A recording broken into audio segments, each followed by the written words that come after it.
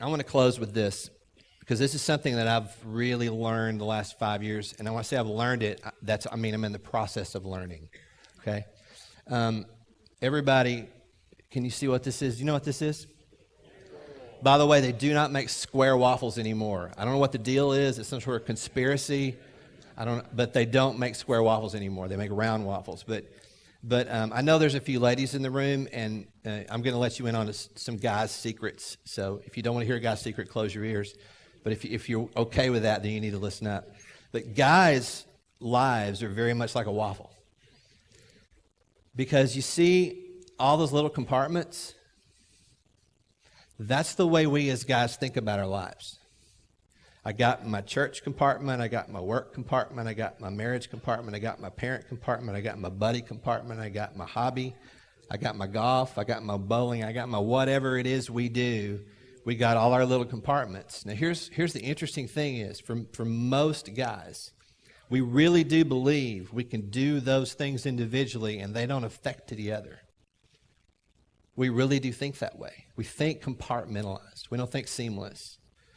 And so that's why a guy can go, well, I can look at pornography and still love my wife and still teach Sunday school because it's a compartment. See? That's why that stuff happens. I can have an affair and still tell my wife I love her because the mistress is over here in this compartment. My wife's all the way over here in this one. They don't ever touch. Do you see it? Now, I'm using extreme examples, but I'm trying to get you to see this. And guys, the guys are shaking their head going, no, you know this is true. We think of our lives in compartments. Now, here's what happens. We come along and we go, I want Jesus, but I'm an American man, and so I'm going to be able to control where Jesus goes. So we say, okay, Jesus, I want you in the church compartment. There. Jesus is in my church compartment. I love him there. He's awesome. But he just doesn't fit at work. And when I do stuff at home and yell at my wife, I don't like him watching that. And when all the other stuff I do that he doesn't like, he's in my church compartment. But you know what? I really do want him in my marriage. I told everybody at the altar that. So I'm going to go over here and I'm going to put Jesus with my wife too. So we go around literally thinking that we choose where we put Jesus into our compartments. And you know what? That's called obedience or disobedience.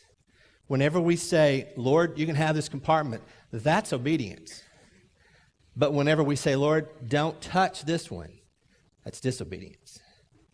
But guys, and I'm closing with this, we select, as guys, where we want Jesus to go.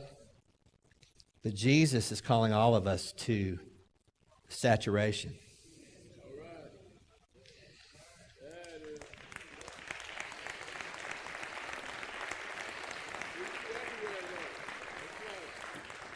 Now, there's two things about that. When you really do stop telling the Lord where all you want him to go and be, which isn't even really a relationship with God, by the way. That's called religion. But when you really do just give up and say, Lord, I don't want to coast. I don't want to fight you. I want to give up. And I want you to take full control of my life. And he pours and he saturates us. You know what happens? You don't pay attention to the compartments anymore because the syrup's got the whole thing covered. And then what's up with a good waffle? The syrup is spilling over from the compartments and getting all over everything else. And that's what Jesus is all about. He wants to fill you up. He wants to cover you entirely through your obedience. And then he wants to overlap and go into every single area of your life.